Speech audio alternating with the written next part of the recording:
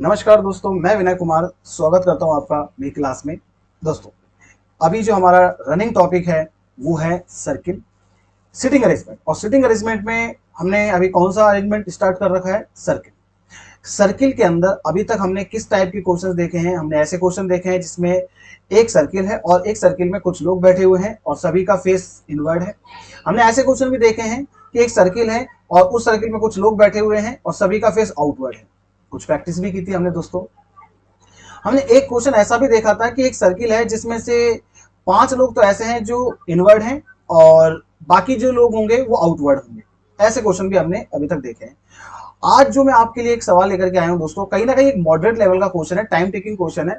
तो इस क्वेश्चन में आपको क्या दिया जाएगा कि एक सर्किल है और उस सर्किल में कुछ लोग बैठे हुए हैं और some of them are facing towards the center while some of them are facing outward the centre.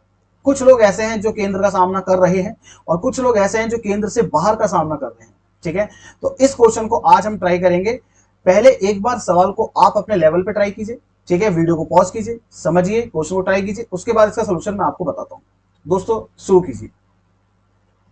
चलिए दोस्तों, उम्मीद करता हूं कि आपने क्वेश्चन को जरूर ट्राई किया होगा और इसका सोल्यूशन अब मैं आपको करके दिखाता हूं। ठीक है, तो इन्फॉर्मेशन हमारे सामने अब आने वाली है और इन्फॉर्मेशन दोस्तों अभी जो मैंने ली है वो हिंदी में ली है। ठीक है, क्योंकि मुझे यहाँ पे आपके सामने आप देख सकते हो क्वेश्चन आपके सामने इंग्लिश में भी है, हिंदी में भी, बट जो जब मैं इसको सॉल्व कराऊंगा तो मुझे स्पेस चाहिए। अब स्पेस के लिए मुझे क्या करना पड़ेगा? एक लैंग्वेज में ही क्वेश्चन को पिक करना पड़ेगा। अब वो हिंदी भी हो सकती है, इंग्लिश भी हो सकती है। अब ऐसा नहीं है कि मैं हर बार हिंदी लूंगा या हर बार इंग्लिश ही लूंगा, कभी हिंदी कभी इंग्लिश, कभी हिंदी कभी इंग्लिश, तो ये आपको मैनेज करना होगा। ठीक है दोस्तों, चलिए आगे बढ़ते हैं। सबसे पहले एक बार प्राइमरी इंफॉर्मेशन को रीड कर लेते हैं। क्या क्या बोला जा रहा है हमसे कि एक वृत्ताकार मेज है, यानी एक गोलाकार यानी एक सर्कुलर टेबल है जिसके चारों ओर 8 व्यक्ति बैठे हुए हैं। उनमें से कुछ ऐसे हैं जो केंद्र का सामना करते हैं और कुछ ऐसे हैं जो केंद्र से बाहर का सामना करते हैं। अब हमें नहीं पता कितने लोग टूवर्ड्स द सेंटर हैं और कितने लोग आउटवर्ड द सेंटर हैं। ठीक है, अब यहां से हमारे पास इंफॉर्मेशन जो है वो मैंने नेक्स्ट स्लाइड में पिक कर ली है। तो लीजिए दोस्तों, नेक्स्ट स्लाइड में ये इंफॉर्मेशन यहां से स्टार्ट होती है। अब करते हैं इसको स्टार्ट। तो सबसे पहले तो एक सर्किल बनाते हैं और दोस्तों एक सजेशन देना चाहूंगा कि ऐसा जो सवाल होता है कहीं ना कहीं कंफ्यूजिंग क्वेश्चन होता है। तो इसमें आपको क्या करना चाहिए? एक तो इन्फॉर्मेशन नोट करना आना चाहिए। ठीक है, आप बार बार इसको, ये जो इन्फॉर्मेशन है बार बार इसको पढ़ोगे नहीं, इन्फॉर्मेशन को नोट करना आना चाहिए। दूसरी बात, यदि मान लो कंफ्यूजन ज्यादा बढ़ रहा है तो आपको क्या करना चाहिए? आपको यहां पे एक सर्किल और बना लेना चाहिए, क्योंकि हमें फाइनली कंफ्यूजन से तो बचना है। ठीक है, क्वेश्चन हमें सॉल्व करना है। अब हो सकता है कि इसमें थोड़ा सा आपको एक्स्ट्रा टाइम लग जाए, बट क्वेश्चन के सही होने के भी चांसेस पूरे पूरे बनते हैं दोस्तों। ठीक है, तो चलिए स्टार्ट करते हैं। तो यहां पे फर्स्ट इंफॉर्मेशन ये है कि पी जी के राइट में दूसरे नंबर पे है और 3 व्यक्ति पी और एफ के बीच में बैठते हैं। अब हमें सेकंड पर्सन से स्टार्टिंग करनी है। सेकंड पर्सन जी, यहां फिक्स कर दें जी को। अब मेरे पास कंफ्यूजन इस बात का हो गया कि जी का फेस किधर करूं, क्वेश्चन ने तो बताया ही नहीं। तो यहां पे कंफ्यूजन क्रिएट होता है दोस्तों, और इस कंफ्यूजन से बचने के लिए इसी के पैरेलल में एक सर्किल में और भी बना लेता हूं और इस वाले सर्किल में जी को यहां बैठाते हैं। अब इस वाले ये सर्किल नंबर 1 है और ये हमारे पास सर्किल नंबर 2 है। ठीक है, ये हमारे पास सर्किल नंबर 1 है और सर्किल नंबर 1 में जी का फेस मैं इनवर्ट कर रहा हूं और सर्किल नंबर 2 में जी का फेस मैं आउटवर्ट कर रहा हूं। ठीक है, अब एक सही है एक गलत है। अब जी के राइट में सेकंड पी, तो पी आ जाएगा सर्किल नंबर 1 पे। यहां पे क्यों आएगा? क्योंकि जी का फेस इनवर्ड है और राइट का मतलब होगा एंटी क्लॉकवाइज, और जी का फेस आउटवर्ड है सर्किल नंबर 2 में, तो राइट का मतलब होगा क्लॉकवाइज, तो पी आ जाएगा इस जगह पर। Next, moving to next. 3 व्यक्ति पी और एफ के बीच में बैठे हैं दोस्तों। एक सर्किल में यदि 8 लोग बैठे हुए हैं और किन्हीं 2 पर्सन के बीच में 3 पर्सन बैठे हुए हैं, तो इसका मतलब यह हुआ कि जो 2 पर्सन हैं जिनके बीच में 3 लोग बैठे हुए हैं उनको एक दूसरे के आमने सामने बैठा दीजिए। तो सर्किल नंबर 1 में पी के सामने एफ आ जाएगा इस वाली पोजीशन पे और सर्किल नंबर 2 में पी के सामने एफ आ जाएगा इस वाली पोजीशन पे। Moving to next. एफ के निकटतम पड़ोसी एक दूसरे की विपरीत दिशा का सामना करते हैं। जो एफ के इमीडिएट नेबर्स है ना, वो अपोजिट टू ईच अदर हैं। ठीक है, तो देखो जरा, मतलब कहने का सेंस ये हुआ कि एफ का यदि एक नेबर इनवर्ड है तो एफ का दूसरा नेबर आउटवर्ड होगा। ठीक है, तो एफ के दो पड़ोसी होंगे, ये दो पड़ोसी हैं, तो ये दोनों क्या हैं, अपोजिट टू ईच अदर हैं। लिख लेते हैं इसको, अपोजिट टू ईच अदर। चलिए ठीक है, मूविंग टू नेक्स्ट। नेक्स्ट है हमारे पास एम एच के लेफ्ट को दूसरा है, एम एच के लेफ्ट में दूसरा है। अभी दोस्तों एम और एच नजर नहीं आ रहे हैं, तो इसको नोट करना ही सही रहेगा। एच के लेफ्ट सेकंड नंबर पे कौन बैठा हुआ है, आप कहोगे सर एम बैठा हुआ है। Moving to next. H F, H है ना, एफ और जी का तत्काल पड़ोसी नहीं है। जो एच है वो एफ और जी का तत्काल पड़ोसी नहीं है। कुल मिला के सुनना जरा, एफ क्या बोला, एच, हाँ एच के लिए बोला कि एच एफ और जी का नेबर नहीं है। इसका मतलब एच यहां नहीं आ सकता, जी का नेबर नहीं है। एच यहां नहीं आ सकता, जी का नेबर नहीं है। एच यहां नहीं आ सकता, जी का नेबर नहीं है। ठीक है, तो एच के लिए बचती है दो जगह, एच आपका यहां भी पॉसिबल है, एच आपका यहां भी पॉसिबल है। ठीक है जी, अब ध्यान से सुनना जरा। ठीक उसी प्रकार से सर्किल नंबर 2 में भी देखो, एच की पोजीशन कैंसिल आउट करो, यहां भी कैंसिल हुआ, यहां भी कैंसिल हुआ, यहां भी आपका कैंसिल हुआ, तो एच के लिए दो जगह, एक तो ये वाली जगह बचती है और एक ये वाली जगह बचती है। ठीक है, अब जो एच की नेगेटिव वाली इंफॉर्मेशन थी उसको मैं हटा रहा हूं। ठीक है, ये लीजिए, और सर्किल नंबर 2 में से भी हटा देते हैं। ऐसा एग्जाम में नहीं करना है आपको, ये तो जस्ट आपको समझाने के लिए। ऐसे आप है ना उसको बार बार उसको लिखोगे, काटोगे, ये तो जस्ट समझ लेना है ना आपको कि एच यहां नहीं आ सकता, यहां नहीं आ सकता, तो दो जगह बचती है। इस तरीके से आपको एग्जाम में ऐसे नहीं करना है, ये तो आपको जस्ट समझाने के लिए है।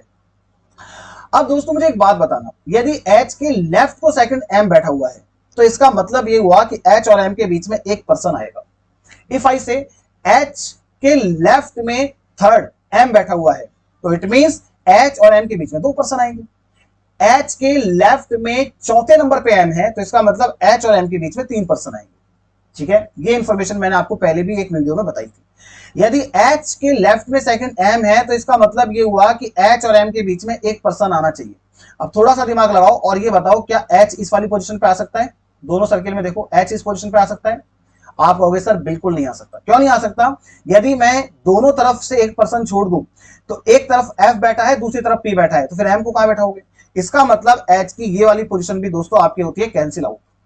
फाइनली हमारे पास एच सर्किल नंबर 1 में यहां फिक्स हो जाएगा और सर्किल नंबर 2 में एच हमारा यहां फिक्स हो जाएगा। अब एच के लेफ्ट में सेकंड एम बैठा हुआ है और मैंने आपको यह बोला कि एच और एम के बीच में एक पर्सन आना चाहिए, तो पॉसिबिलिटी इस बात की है दोस्तों कि एम आपका यहां पर आ जाए सर्किल नंबर 1 में और एम आपका यहां भी आ सकता है, क्योंकि एच का चेहरा मुझे नहीं पता एच इनवर्ड है या फिर आउटवर्ड है।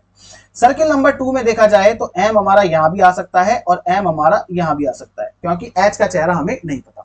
चलिए कोई बात नहीं, छोड़ दीजिए, अब यहीं पे इसको छोड़ दो और आगे बढ़ जाओ। एस के राइट को तीसरे नंबर पे बैठता है, एस के राइट को तीसरा है, यानी के जहां कहीं भी होगा उसके राइट में थर्ड नंबर पे कौन आएगा? एस आ जाएगा। Moving to next. और के टी के राइट को दूसरे नंबर पे बैठा है, के है ना टी के राइट को दूसरा है, टी के राइट सेकंड नंबर पे कौन आएगा? के आ जाएगा। Moving to next.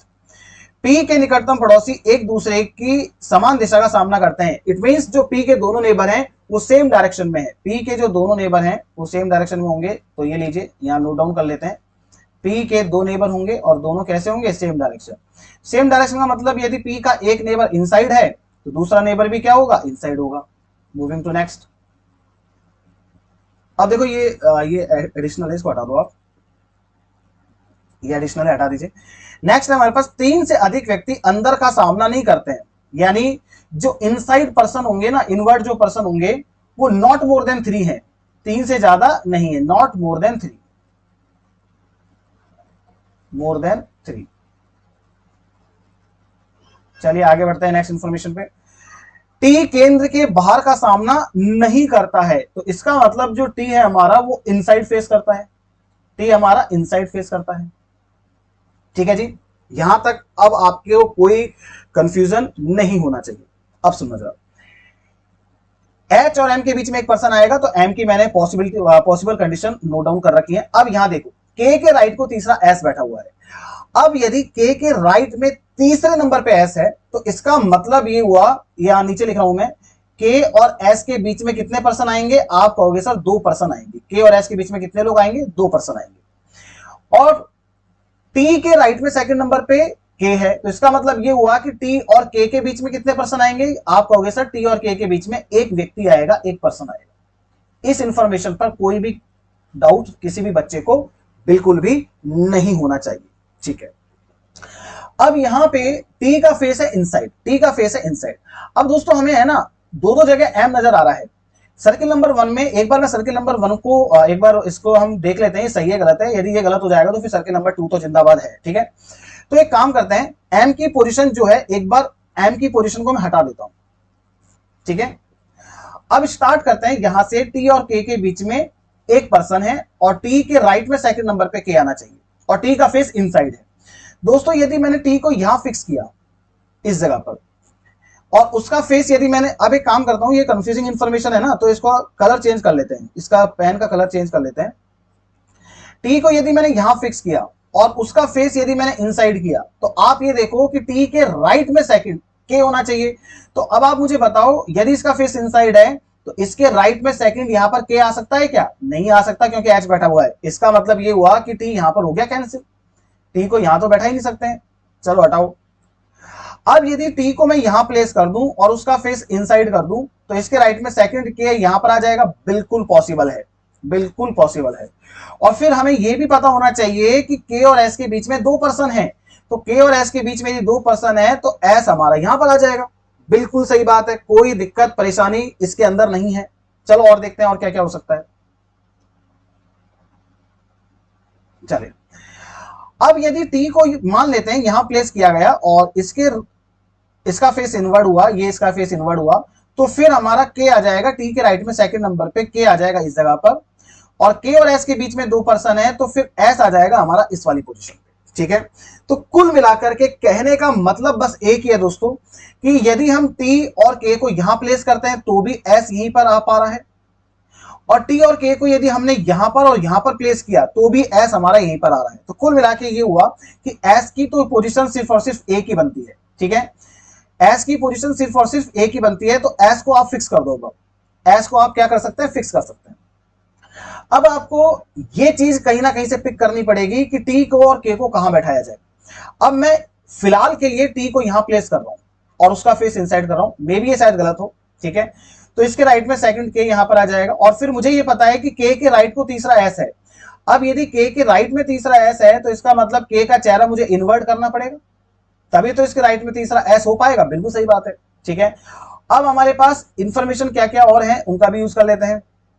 एच के लेफ्ट में सेकंड नंबर पे एम बैठा हुआ है। अब दोस्तों एम की एक पोजीशन तो ये वाली थी, ठीक है, ये वाली पोजीशन थी, और एक ये वाली पोजीशन थी। तो यहां तो आपने के को फिक्स कर दिया, इसका मतलब आप एम को बैठाओगे इस वाली पोजीशन पे, और एच के लेफ्ट में सेकंड एम आना चाहिए। तो थोड़ा सा दिमाग लगाओ, एच का चेहरा किधर करें कि एच के लेफ्ट में दूसरे नंबर पे एम आ जाए। तो दोस्तों एच का चेहरा मुझे करना पड़ेगा आउटवर्ड।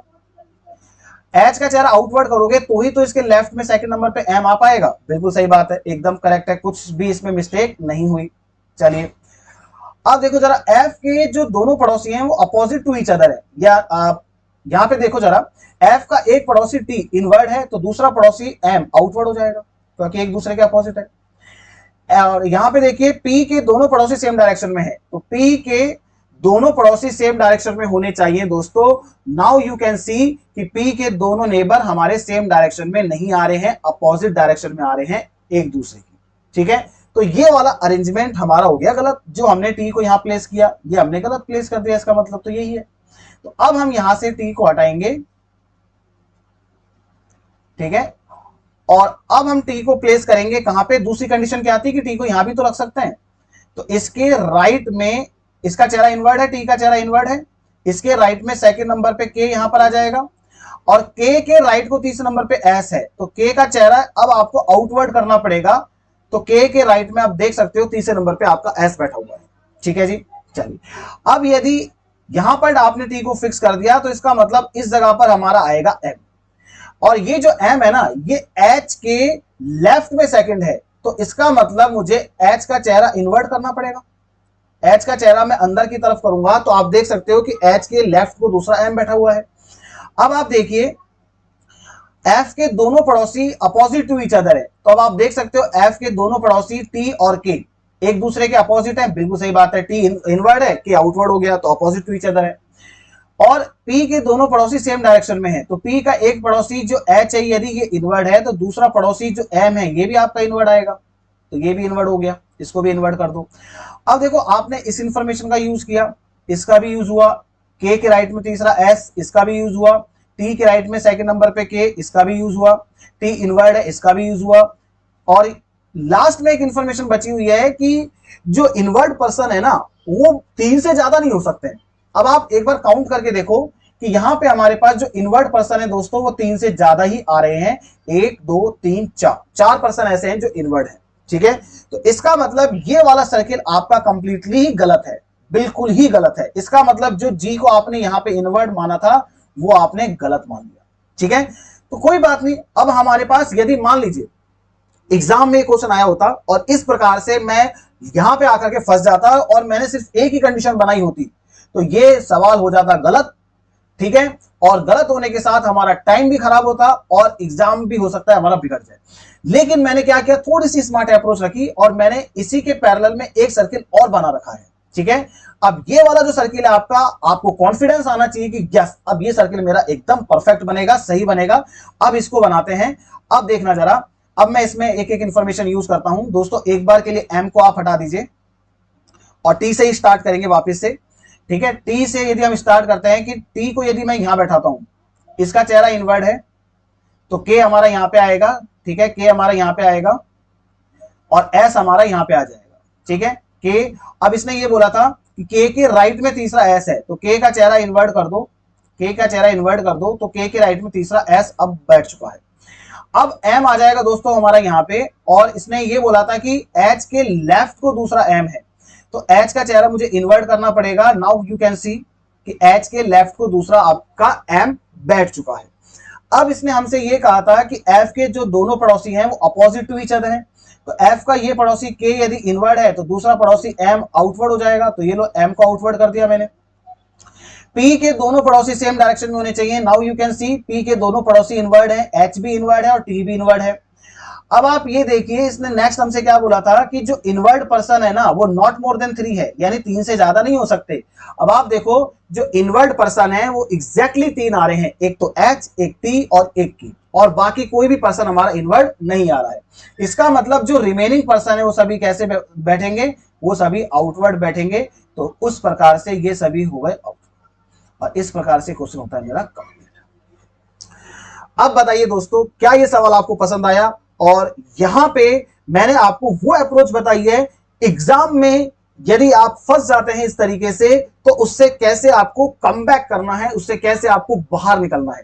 सवाल हम छोड़ेंगे नहीं, सवाल को यदि हमने समय दिया है तो सवाल हम करके आएंगे, डेफिनेटली करके आएंगे। तरीका मैंने आपको बता दिया कि मेरे साथ भी यही हुआ कि जब मैंने इस क्वेश्चन को आपके सामने सॉल्व किया तो ये वाली कंडीशन मैंने 2 बार अटेम्प्ट करी और दोनों बार क्या हो गई, गलत।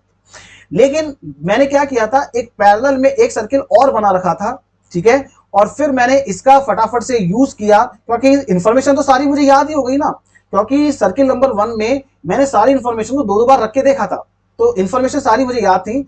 यहां पे यदि आपका गलत हो गया, यदि ये वाला अरेंजमेंट गलत हो गया तो इसका मतलब ये वाला अरेंजमेंट आपका एकदम सही, ठीक है। तो दोस्तों उम्मीद करता हूं आपको सवाल बहुत पसंद आया होगा और मेरा समझाने का तरीका भी अच्छा लगा होगा। मेरा एक ही उद्देश्य है, एक ही टारगेट होता है कि आपका एग्जाम क्लियर होना चाहिए। एग्जाम में यदि आप फंस जाते हैं तो उसे कैसे कम बैक करना है ये भी मैं आपको साथ के साथ में क्लास के दौरान बताता रहूंगा। तो दोस्तों आज के लिए करेंगे इतना ही, थैंक यू सो मच। और मेरे इस एप्लीकेशन को और इस चैनल को ज्यादा से ज्यादा दोस्तों इसको स्प्रेड कीजिए, ठीक है। जितना ज्यादा ये स्प्रेड होगा, आगे बढ़ेगा, उतना मुझे मोटिवेशन मिलेगा कि मैं आप लोगों के लिए और भी डबल मेहनत के साथ, और भी दुगनी मेहनत के साथ नए नए वीडियो, शानदार वीडियोस लेकर के आऊं। और not even in reasoning sector but also in maths, मैं मैथ्स में भी फिर आप लोगों के लिए लेक्चर बनाना शुरू करूं, ठीक है दोस्तों। तो आज के लिए इतना ही, thank you so much, bye bye, take care.